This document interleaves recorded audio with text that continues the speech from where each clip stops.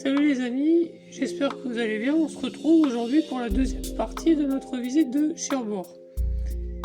Et on va s'intéresser de plus près au côté mer, puisque Cherbourg se trouvant au bord de la mer, il y a pas mal de lieux qui vont nous intéresser de ce côté-là.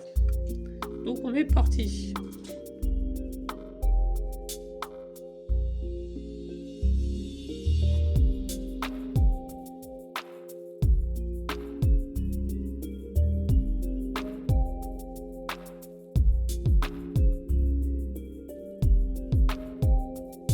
Et on commence cette deuxième partie de la visite de Cherbourg avec ce qui est devenu le monument préféré des Français en 2022, la gare maritime transatlantique,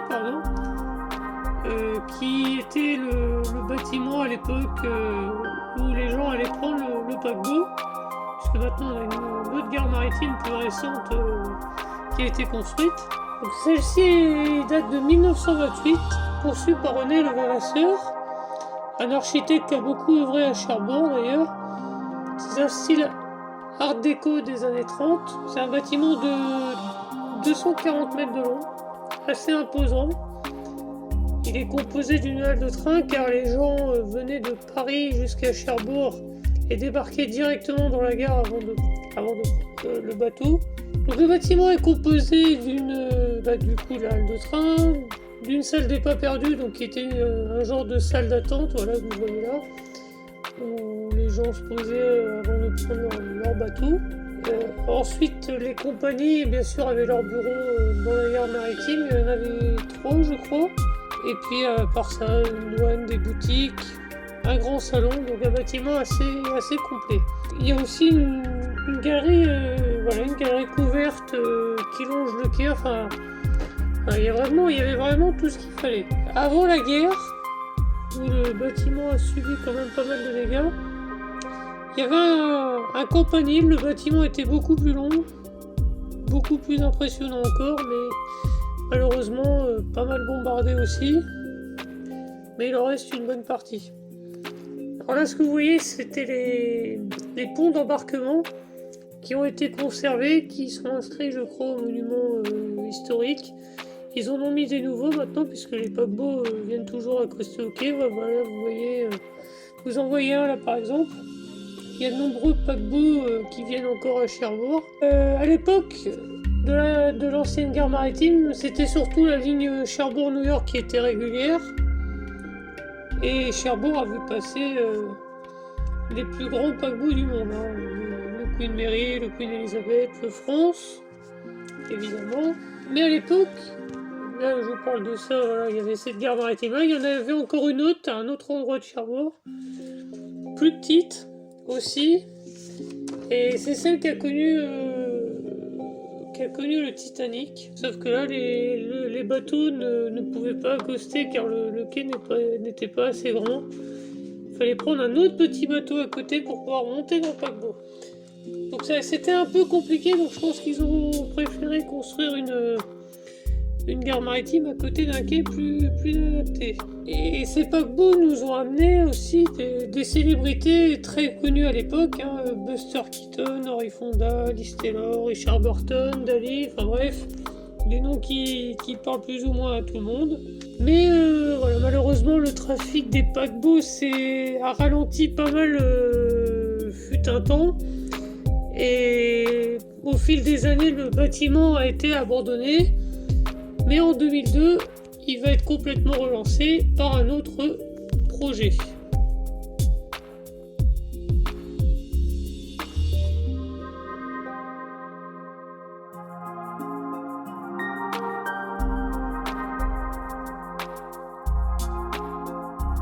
En 2002, la gare maritime retrouve de sa splendeur et voit la cité de la mer s'installer.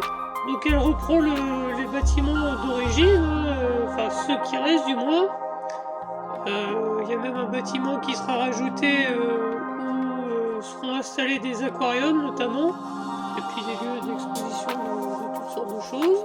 Voilà. Mais c'est surtout aussi ce que vous découvrez en premier, voilà, c'est la grande halle de la cité de la mer.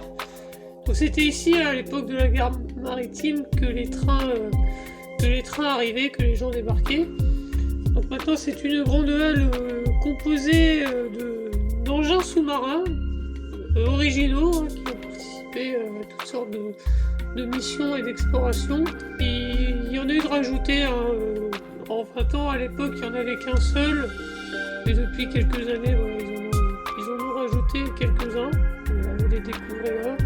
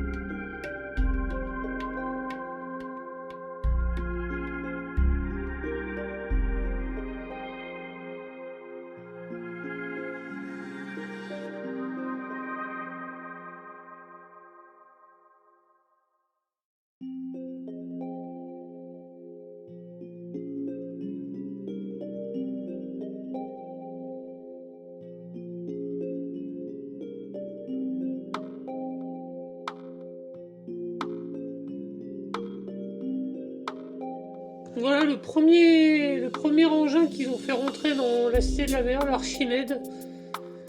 Alors je ne sais pas du tout comment ils ont pu faire rentrer un gros bébé comme ça, mais en tout cas, ils ont réussi.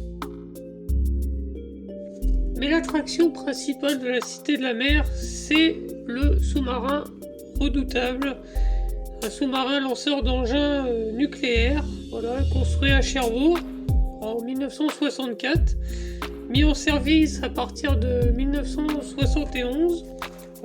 Le général de Gaulle est venu l'inaugurer, je crois que ça doit être en 1967. C'est un sous-marin qui est désarmé depuis 1991, donc qui a fait son entrée dans une...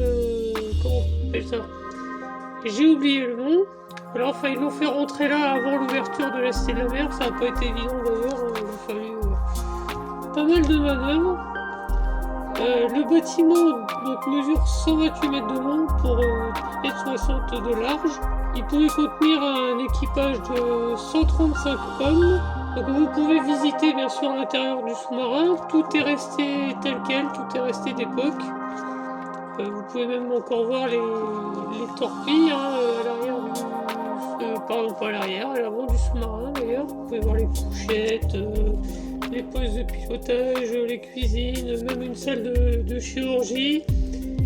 Et aussi la salle où se trouvait le réacteur nucléaire qui a été retiré du sous-marin par sécurité. Mais je crois que l'on peut voir toujours dans l'enceinte de l'arsenal dont on parlera tout à l'heure.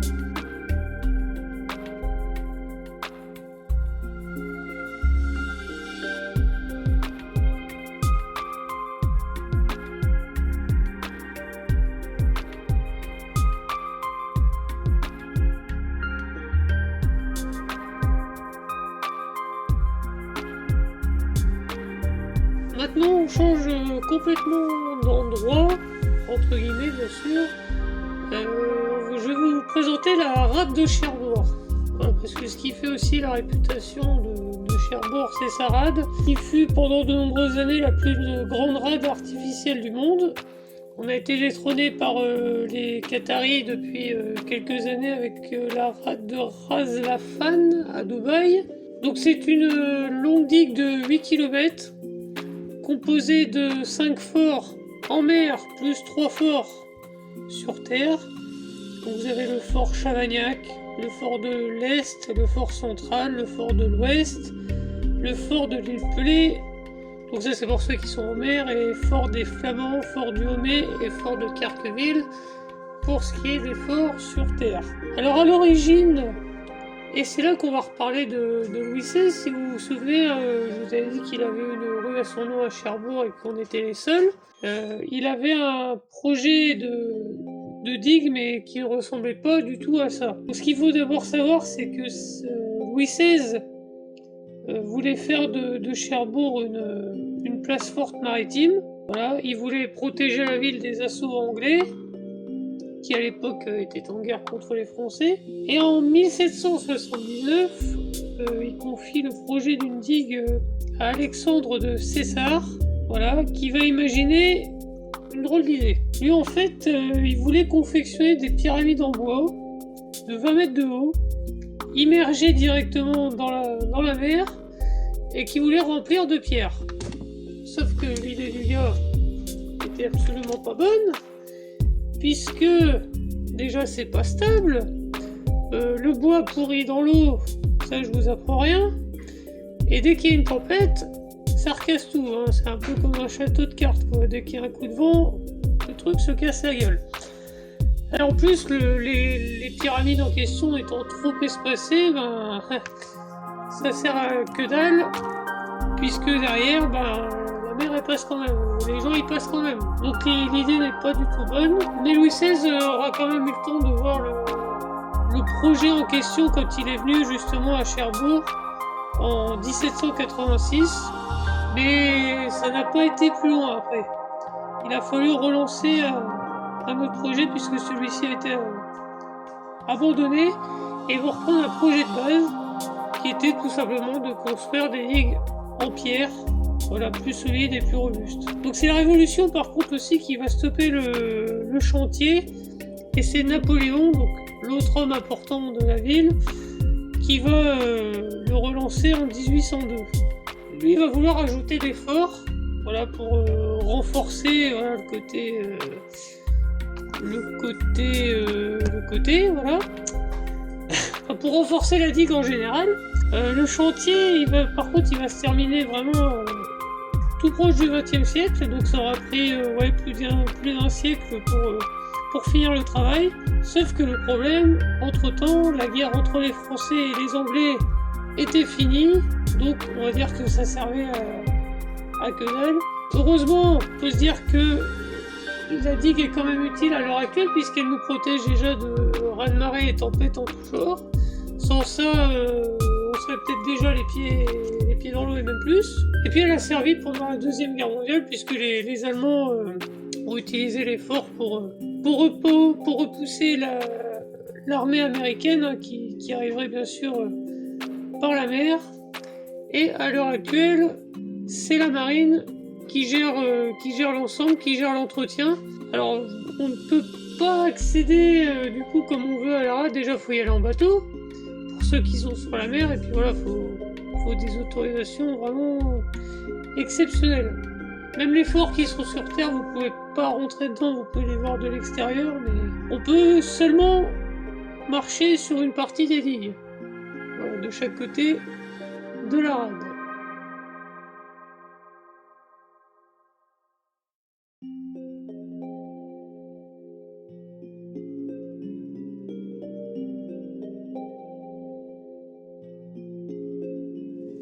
Pour la suite de la vidéo, on va parler d'un événement un peu particulier qui a eu lieu justement aux abords de la rade de Cherbourg. On a eu droit à une bataille navale, mais une bataille navale entre deux bâtiments américains. À l'époque de la guerre de sécession, donc il y a eu une petite partie de guerre de sécession qui a eu lieu à Cherbourg, donc c'était le 19 juin 1864, voilà, et c'était entre le Kearsarge et l'Alabama. Le CSS Alabama. Donc le CSS Alabama, pendant la guerre de sécession, donc c'était une corvette corsaire de sudistes, voilà, qui écumait les mers du monde, où elle a fait notamment de nombreux dégâts sur d'autres bâtiments américains. Et le 11 juin 1864, le CSS Alabama, il se présente en rade de Cherbourg. Il profite en même temps, voilà, pour remettre la coque en état, refaire le plein de charbon, le plein de carburant, tant qu'à faire.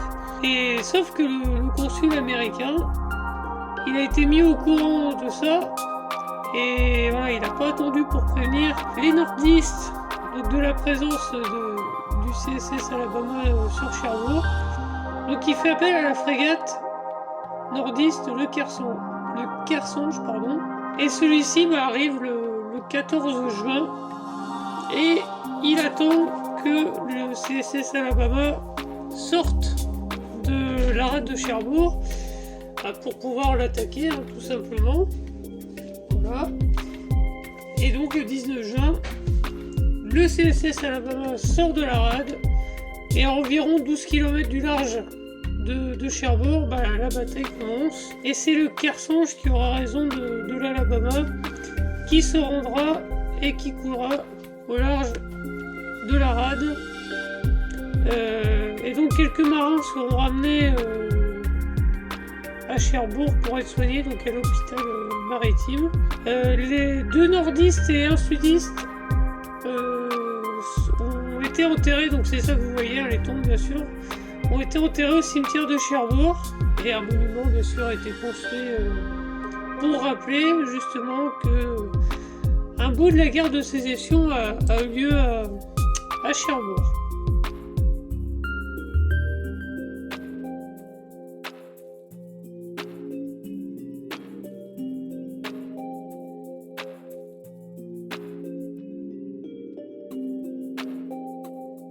Alors on va revenir du côté transatlantique du port de Cherbourg avec ce bâtiment qui s'appelle l'Hôtel Atlantique.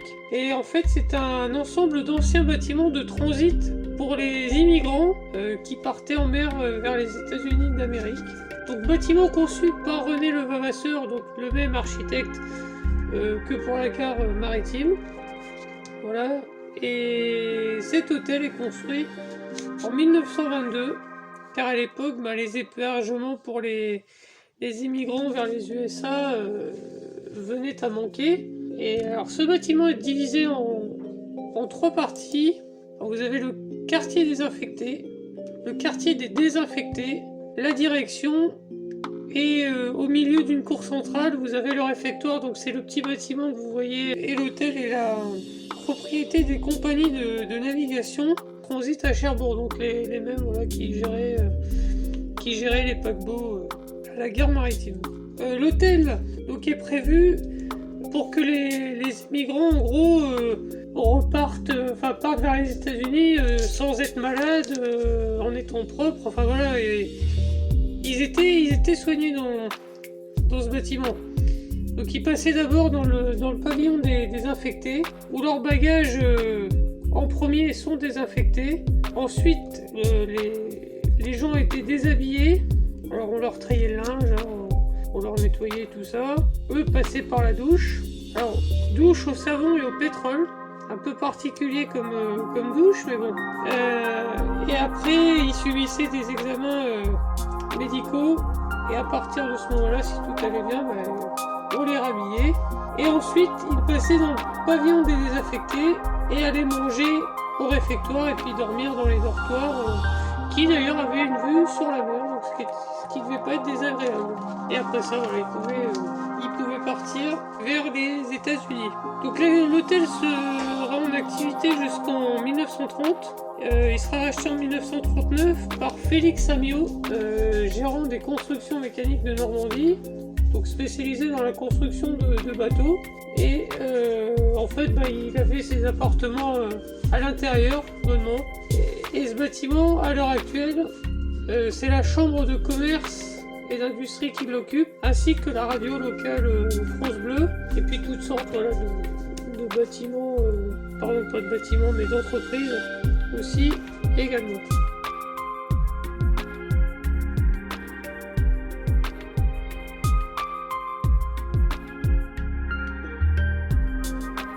Dernier lieu dont on va parler dans cette vidéo, c'est l'arsenal de Cherbourg. Un lieu emblématique ici. L'arsenal de Cherbourg, donc c'est un port militaire spécialisé dans la construction et la réparation des navires de guerre. Donc c'est encore une fois Louis XVI, c'est à lui qu'on doit l'idée de construire un port militaire à Cherbourg, c'est ce que je vous disais tout à l'heure pour la rade, voilà, parce qu'il voulait protéger les côtes de la Manche. Il était tellement concentré sur la construction de la rade et de la digue, qu'il a laissé le projet de côté. Donc c'est Napoléon qui va décréter le creusement du port et la construction de l'arsenal. Donc l'ensemble du port est conçu pour accueillir 42 vaisseaux de guerre à l'époque, ce qui est quand même assez énorme. L'arsenal va d'abord se spécialiser dans les bâtiments de surface et il va ensuite varier ses activités avec les sous-marins. D'où le redoutable qui en est sorti dans les années 60. Et encore à l'heure actuelle, les sous-marins sont encore fabriqués en partie à Cherbourg. Donc il est composé, cet arsenal, ce port militaire, donc de nombreuses cales et bassins, bien sûr, qui ont été creusés et beaucoup de grands bâtiments pour pouvoir accueillir bien sûr les bateaux et les sous-marins. À côté, il y a aussi les bâtiments de gendarmerie maritime, ou notamment aussi un terrain pour entraîner les chiens de la gendarmerie. C'est un endroit par contre qu'on a très peu l'occasion de visiter, c'est très fermé, c'est militaire en même temps. On le voit dès l'extérieur, c'est encore quelque chose d'imposant aussi à Cherbourg. Et l'arsenal parle encore avec ce terme-là à l'heure actuelle, mais en 2003 a renommé CN, l'entreprise qui a repris en gros les rênes de la construction des sous-marins. Et puis en 2017, Naval Group. À Cherbourg, on vous parlera toujours de l'arsenal, mais officiellement, le nom maintenant, c'est Naval Group.